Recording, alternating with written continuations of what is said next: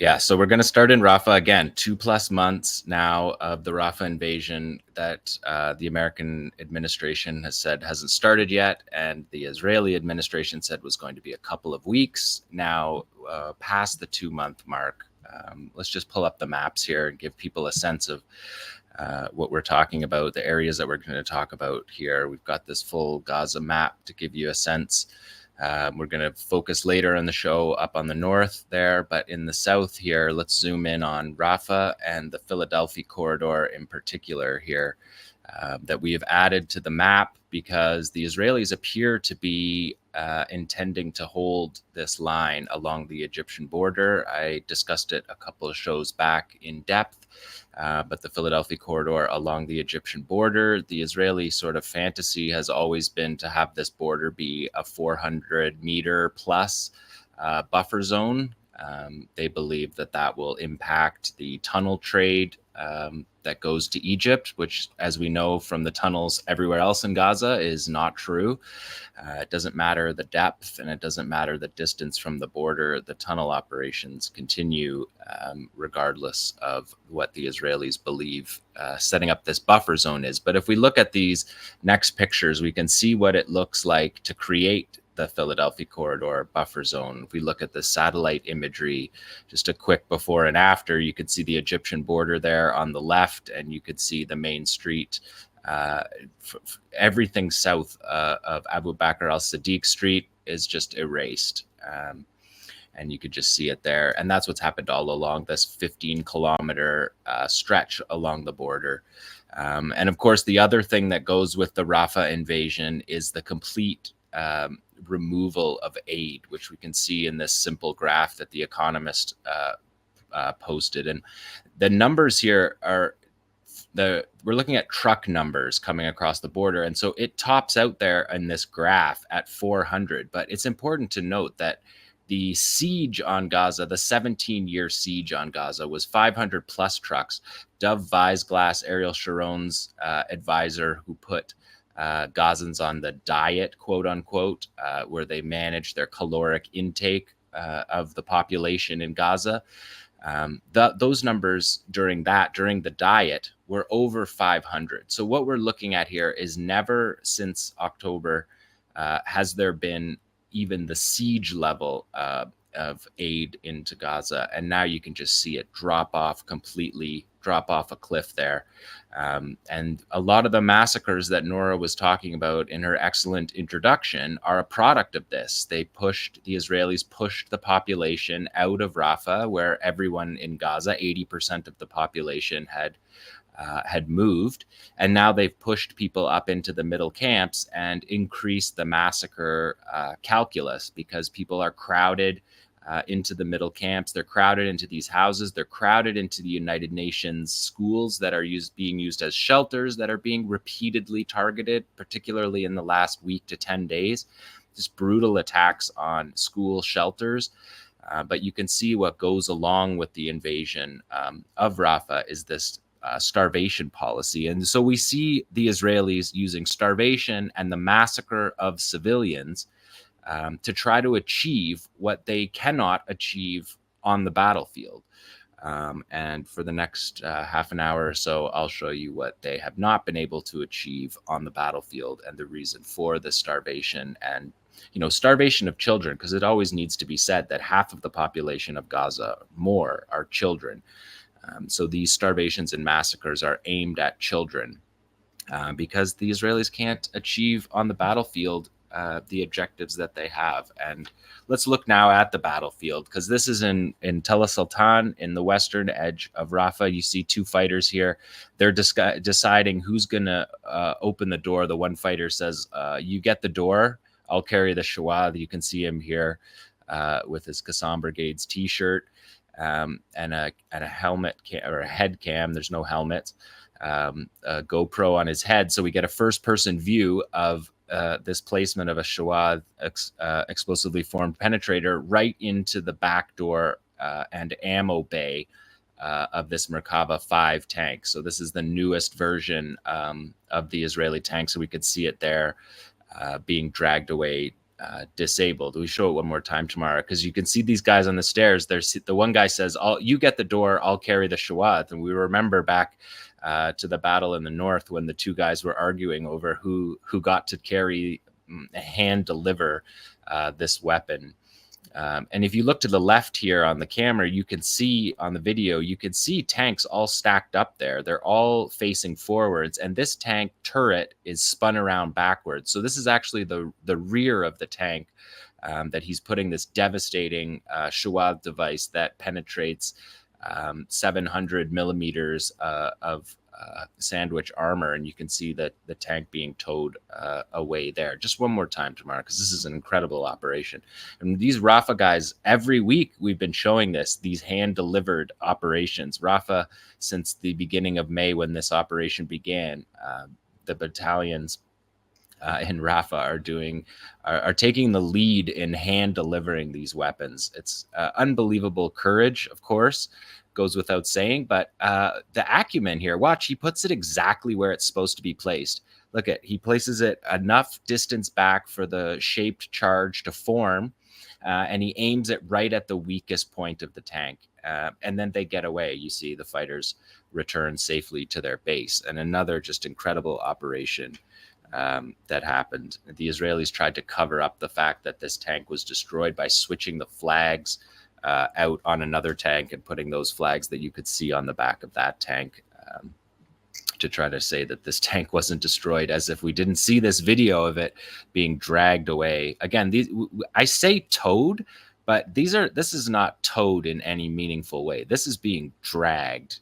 The tank is being dragged out of Tel Sultan here. Let's go to number 2 tomorrow. These are part of the same series of operations. Again, we see command and control. We see intelligence, surveillance, and reconnaissance. We see a commander watching the vehicles move into the ambush zone. So that first video was part of this. Same ambush. This second video is part of it. This looks like a tank, but it's actually a non-armored troop carrier. There's a tank behind it with its barrel, and we're seeing an elevated 𝐓𝐻𝐿 strike here. And lots of times we don't see this because the fighters have the helmet cam, the body cam, and they're escaping to return to their base safely. But this cameraman is on the same floor, and he sticks around for this and just shows the incredible destruction of an elevated strike. There's another cameraman, and they're watching it burn now hours later. This tank is this armored personnel carrier that can have a population of 12 inside it between infantry and crew, getting destroyed. And here you see again, command and control. They're watching here. This is you can see on the bottom corner here, this is from July 7th. And it's 2:30 in the morning. And then this is the next day, watching them move in using a commander on a closed line, an elevated 𝐓𝐻𝐿 strike. You can see the cameraman is on the same floor as the shooter because you see him get blasted there by the back blast on the RPG. And he sticks around to see the roof of that vehicle being blown off. You can see chunks of the roof flying there. And some people, we get a lot of comments about, like, where's the aftermath of these destroyed tanks? You're seeing one right there, very in very crystal. What is it? 4K? Is it 4K? Yeah, in high resolution. Let's go to number 3. So I reorganized these. So this number 3 here shows you the beginning of the operation. So we're seeing tactical deployment of drones. Again, 2.5 months into this operation. Again, eyes all over. Qassam has eyes all over this movement along the Philadelphi Corridor. That's the Philadelphi Corridor fence that you're seeing there. The Israelis are feeling pretty confident in this corridor, driving in open-top Jeeps. We'll keep our eyes on that going forward. Doesn't seem to me a very good idea long-term for them. And you see here Qassam using a drone to identify a command post for the Israeli military right along the edge of the Philadelphia Corridor on the southwest edge. And here you see the commanders planning the ambush. They're integrating a ground map with drone footage, and they're placing their fighters based on, see, they have a map there a ground-based map, and then they have the drone footage they're overlaying. And now the fighters are heading out into the street to carry out this ambush. And the two videos that I just showed you were part of this ambush. I showed those first, but you can see here, these are the vehicles moving in. And here we see a Yasin strike, way too close for any kind of active protection system to intercept that. Escaping down the alleys, something we've seen, of course, all over Palestine. Here we see another elevated Yasin strike. Elevated strikes are advantageous for the shooters because of the way the armor of the tank works. Again, when you don't see a massive explosion of fire, you're often seeing a penetration. Here we see a cluster of soldiers in an 𝐓𝐴 sniper attack with a very heavy edit. Because we can't show what happened after that. Here we see fighters moving, again, through their helmet cams. They're not helmet cams, they're head cams, body cams, moving through the streets. So we get a first-person view. And here we have soldiers in a window coming up on 10 months, brushing their teeth in the window to get a good view.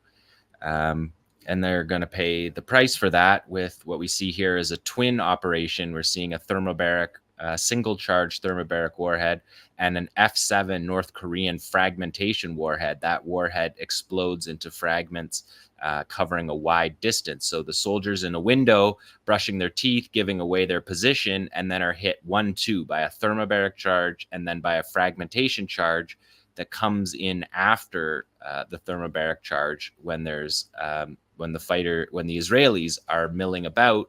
After the thermobaric charge, then the F-7 comes in after and hits. So we're seeing complex operations. We're seeing command and control. We're seeing drones being used for surveillance. We're seeing the fighters here on the ground able to move through the rubble. The rubble is just disgusting here. I don't know how else to say it. After 9 months, when you look at the destruction, this is just military vandalism. We've been saying it since November. Because the military vandalism started in October before the ground war even began. And what we're watching there is the evacuation of the, let's watch it one more time because the detail in this is remarkable. Tactical deployment of drones. This is not captured drones. This is Hamas. This is Qassam fielding their own drones and monitoring these vehicles, monitoring these tanks, armored vehicles, bulldozers. There's the open-top Jeep. The only other time we saw open-top Jeeps was on the border at Beit Hanun, and he got hit by an anti-tank guided missile. It didn't turn out well for them in that instance. The resistance is able to identify the command post buildings, and then if you see here, that's the tank with the flags that we saw in the first video getting blown up, and so they're all over this. The resistance is not being degraded. Their commanders are not being, if they're being killed, they're being replaced by able leadership. And then the fighters are doing what they've been doing. They have enough Yasins. We're still seeing Yasin 105s being used against tanks. We'll see later on the tandem 85s being used against bulldozers. They're constantly picking the correct ammunition, the correct weapon system. For the moment, we don't see any signs of degrading where they're using just any weapon that they have their hands on. They're choosing the weapons, they're choosing the operations. And this is now, again, remember, Netanyahu said that it was just going to be a few weeks in Rafah, and now 2+ months.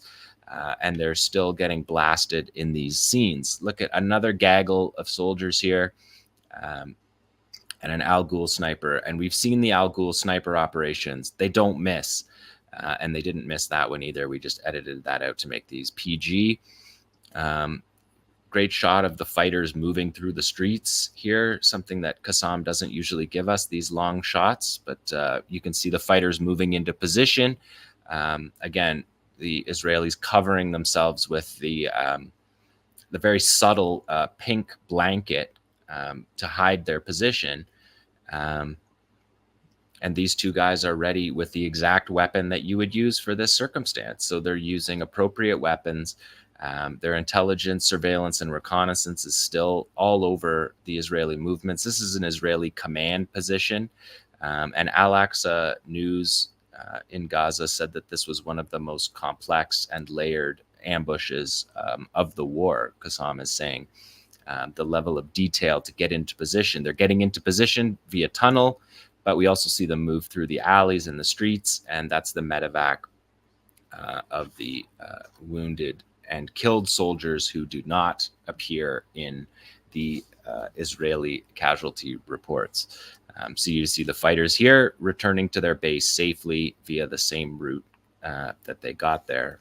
They got to that command post. You can see the concealment smoke there from the vehicles to conceal the medevac or to signal. Sometimes that smoke is used to signal the helicopter where to land. So that's significant. And then just number 4, Tamara, is just a quick one here, because this is the commander of the 401st Armored Brigade here. He's just popping out of his tank in the same ambush in the same neighborhood. And again, a PG edit there, but he's hit by that Qassam shooter just using small arms and hitting them. And just to say that there was 5 clips from Rafah released past the EI deadline for this show. So we'll dig into those on the next show next week. So Rafah just still continually ferocious resistance, detailed resistance. You can see there with this map, Tel Sultan is the important area of where the fighting is. The Israeli military has a position along the waterfront there, where on the edge of Tel Sultan, that's where the ambush just took place. And the Israelis are appearing to, the only objectives that they are able to reach so far in this war is that they have made the Netzarim corridor and the Philadelphi corridor. They're attempting to hold those 2 corridors for a corridor and raid strategy going forward, where they can move into the central areas of Gaza without coming all the way across the border in hostile territory. So they can use the Philadelphi corridor and the Netzarim corridor to resupply. But both of those, the Philadelphi corridor has been under attack, as we just saw, by impressive operations. Netzarim corridor is constantly under attack. And the longer the troops are in these positions, the more likely a spectacular operation happens. But right now, the operations are constant in both of those areas. So thanks for watching this video. Please subscribe to our YouTube channel, hit like, leave a comment. These engagements help us with the YouTube algorithm, and it helps us to get around Silicon Valley censorship as much as possible. It does make a difference. You can also support our journalism by going to electronicintifada.net and clicking on donate now. Thank you.